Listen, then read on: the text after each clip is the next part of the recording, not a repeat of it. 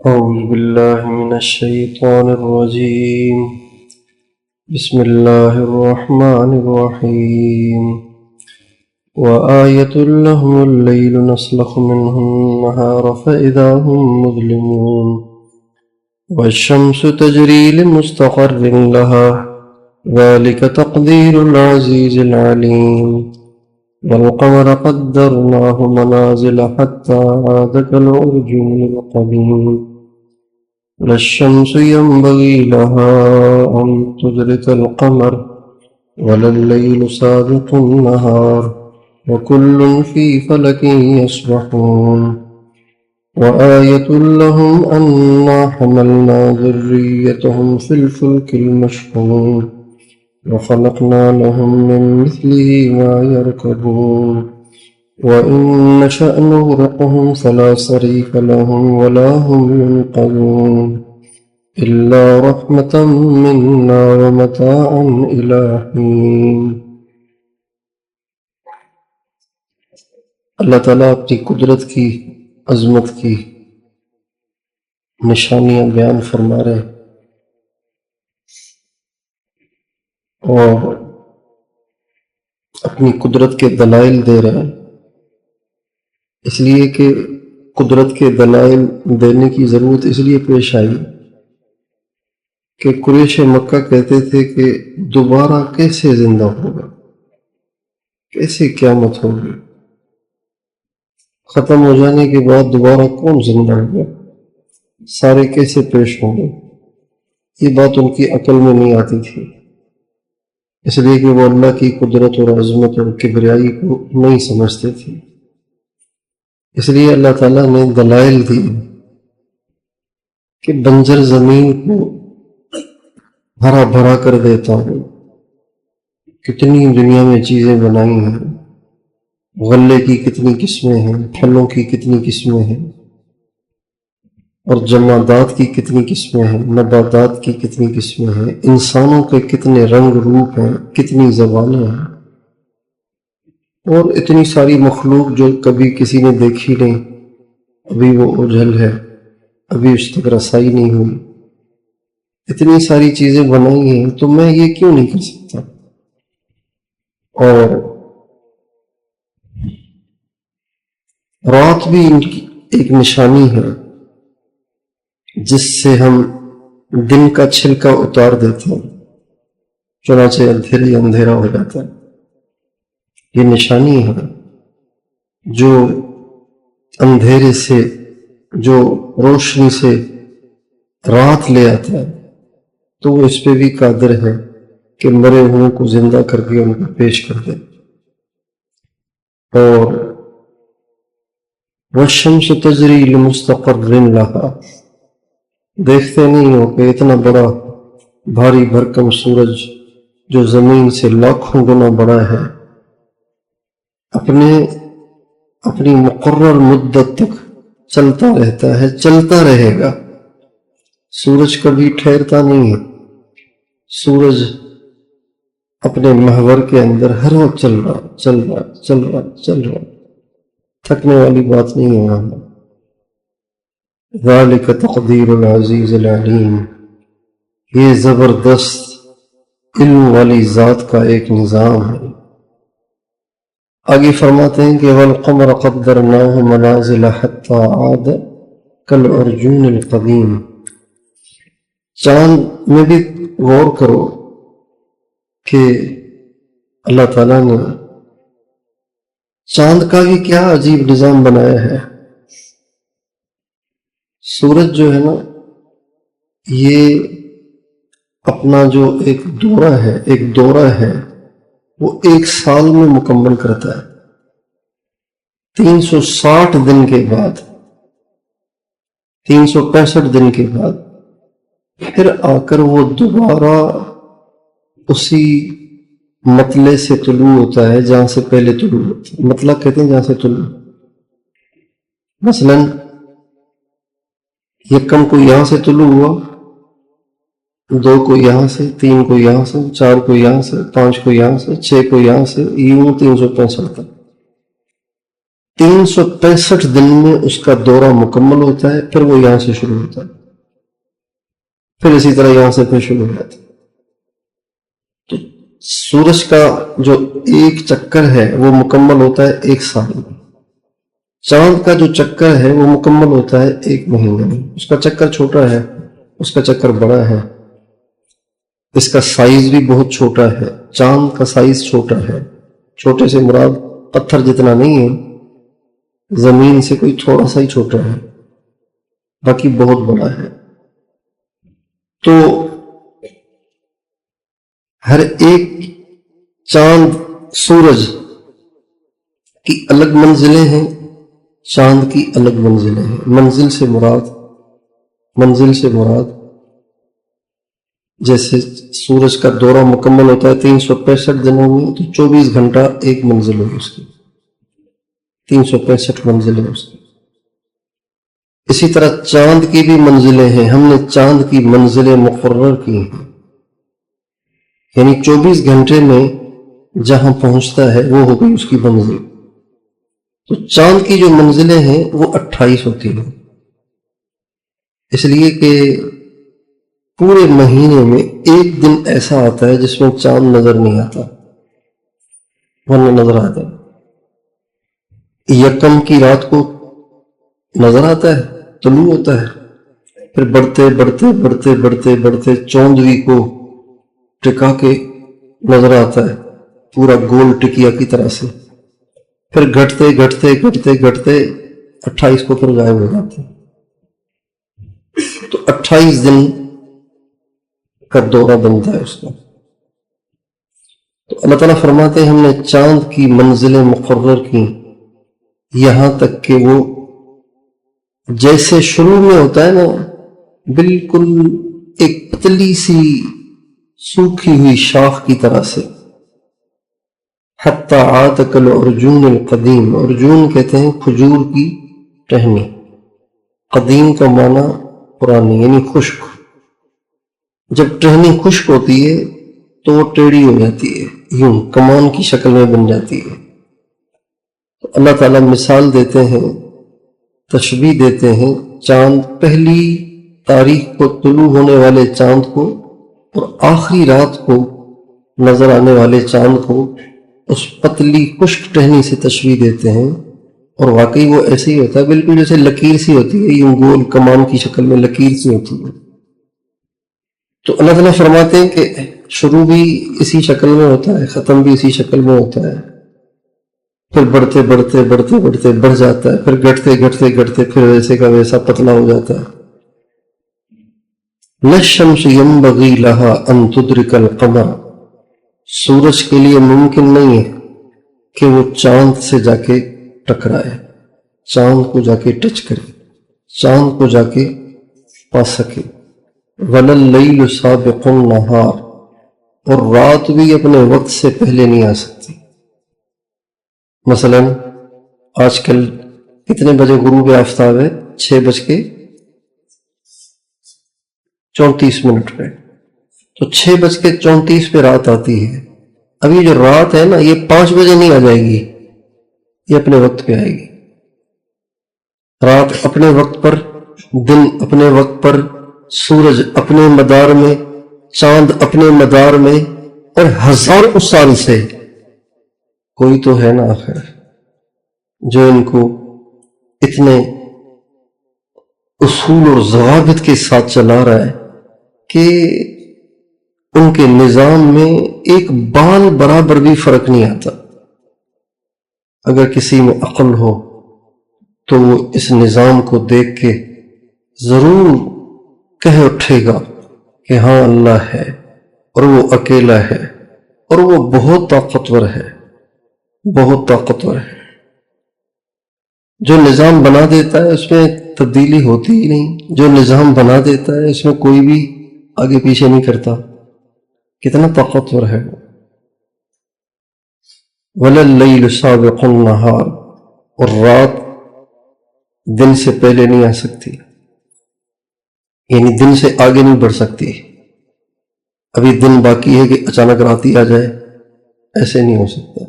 وَكُلٌّ فِي فَلَكٍ يَسْبَحُونَ، ہر ایک یعنی سورج اور چاند میں سے ہر ایک اپنے دائرے میں تیر رہے ہیں، مسلسل چل رہے ہیں، مسلسل چل رہے ہیں۔ تیرنے والا مسلسل چلتا ہے، تیرنے والا ٹھہرتا نہیں ہے، تیرنے والا ٹھہرے گا تو ڈوب جائے گا۔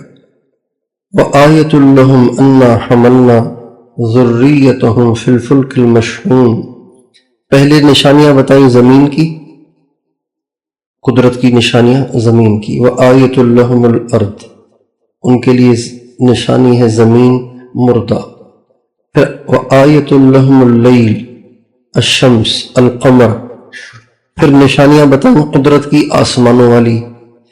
اب قدرت کی نشانیاں بتا رہے ہیں سمندر والی، تو فرمایا وَآیَةٌ لَّهُمْ أَنَّا حَمَلْنَا ذُرِّيَّتَهُمْ فِي الْفُلْكِ الْمَشْحُونِ، ان کے لیے نشانی ہے کہ ہم نے ان کی اولادوں کو اٹھایا بھری ہوئی کشتی میں۔ عجیب بات ہے کہ پانی میں کوئی بھاری چیز ٹھہرتی نہیں، بھاری چیز اندر چلی جاتی ہے۔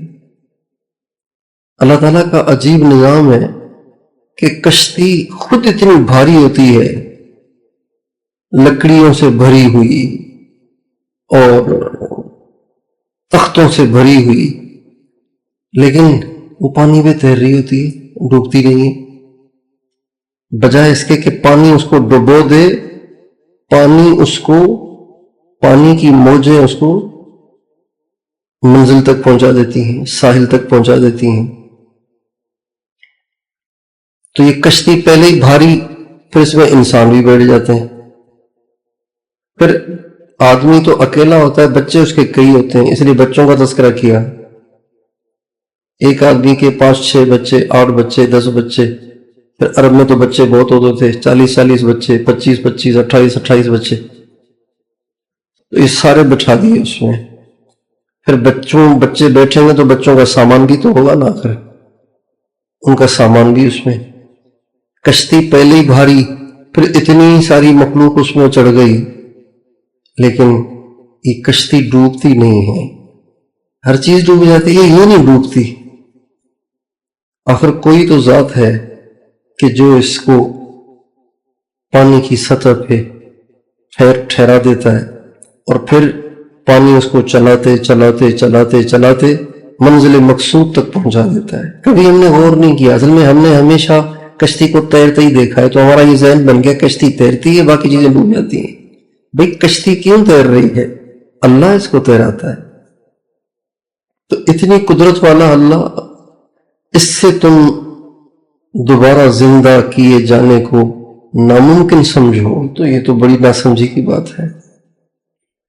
تو کشتی میں بھاری بھرکم بھری ہوئی کشتی میں تمہیں تمہارے بچوں کو، تمہارے ساز و سامان کو چڑھا کے منزل تک پہنچانا، یہ اللہ کی نشانی ہے۔ اور وَخَلَقْنَا لَهُم مِّن مِّثْلِهِ مَا يَرْكَبُونَ، اور صرف کشتی نہیں، کشتی جیسی اور سواریاں بھی ہم نے بنائی جن پہ وہ سوار ہوں۔ اب کشتی جیسی اور سواریاں، پہلے زمانے میں تو اس سے مراد عرب حضرات اونٹ لیتے تھے، چونکہ جیسے کشتی سامان اٹھاتی ہے نا بہت سارا، تو زیادہ سامان عرب میں اونٹ ہی اٹھاتا تھا، ہر جگہ اونٹ ہی اٹھاتا تھا، گدھا گھوڑا اتنا سامان نہیں اٹھاتا جتنا، اس لیے اس کو سفینۃ البر کہتے تھے۔ ایک ہے سفینۃ البحر سمندر کی کشتی، اور ایک ہے سفینۃ البر خشکی کی کشتی۔ لیکن اللہ تعالیٰ نے یہاں سواری کو مبہم رکھا، ما یرکبون، وہ چیزیں بھی ہم نے بنائیں جن پہ وہ سوار ہوتے ہیں یا ہوں گے۔ وہ کیا ہے اللہ نے واضح نہیں کیا، لیکن زمانے کے گزرنے کے ساتھ ساتھ یہ واضح ہو گیا کہ اس سے مراد ٹرینیں بھی ہیں، اس سے مراد جہاز بھی ہیں، اور اس سے مراد وہ تمام سواریاں ہیں جو قیامت تک ایجاد ہوں گی۔ اس لیے کہ جہاز جو ہے نا، جیسے کشتی تیرتی ہے پانی میں، جہاز تیرتا ہے ہوا میں۔ پانی کشتی کو ڈبوتا نہیں، اور ہوا جہاز کو گراتی رہی، تو یہ کتنی بڑی اللہ کی نشانی ہے۔ اللہ اکبر۔ لوہا ہے، لوہا، اس میں سیٹیں ہیں، اس میں بیت الخلا ہے، اس میں کچن ہے، اس میں مشینیں ہیں۔ پھر اگر وہ 500 آدمیوں کو چڑھاتا ہے تو ہر آدمی کا بریف کیس ہوتا ہے، اس کا ہینڈ کیری ہوتا ہے، یہ سب اٹھاتا ہے۔ ابھی ہم جو آئے نا تو 60 کلو میں کھجور لایا آپ حضرات کے لیے۔ تو ایک آدمی، ہم 3 آدمی تھے نا، تو ایک آدمی کو 3500 کلو 30 کلو الاؤ تھا، تو 3 آدمیوں کا ہو گیا 90 کلو، اور ہینڈ کیری میں 10 کلو الگ، 40 کلو ایک آدمی کا، ایک آدمی 40 کلو، تو 400 آدمی کا وزن کتنا بنے گا؟ یہ سارا اس کے اندر ہوتا ہے۔ انسان بھی اس کے اندر ہوتے ہیں، بیت الخلا بھی اس کے اندر ہے، کچن بھی اس کے اندر ہے، کھلانے پلانے کا سامان، کھانے پانی کی بوتلیں، کولڈ ڈرنک، یہ بھی اس کے اندر ہوتی ہیں۔ ایئر ہوسٹس بھی کئی ساری اس کے اندر ہوتی ہیں، پائلٹ بھی اس کے اندر ہوتے ہیں، اور یہ اڑ رہا ہے، مکھی کی طرح سے جا رہا ہے، اور اسپیڈ ایسی کہ ہٹو بچو، 25,000 فٹ کی بلندی پہ اڑ رہا ہے، 30,000 35,000 فٹ کی بلندی پہ اڑ رہا ہے۔ سبحان اللہ، یہ اللہ کرتا ہے، یہ اللہ کا سارا نظام ہے۔ وَإِن نَشَأْ نُغْرِقْهُمْ فَلَا صَرِيخَ لَهُمْ وَلَا هُمْ يُنْقَذُونَ، اگر ہم چاہیں تو ان کو غرق کر دیں، کشتیاں غرق ہو جاتی ہیں، جہاز غرق ہو جاتے ہیں۔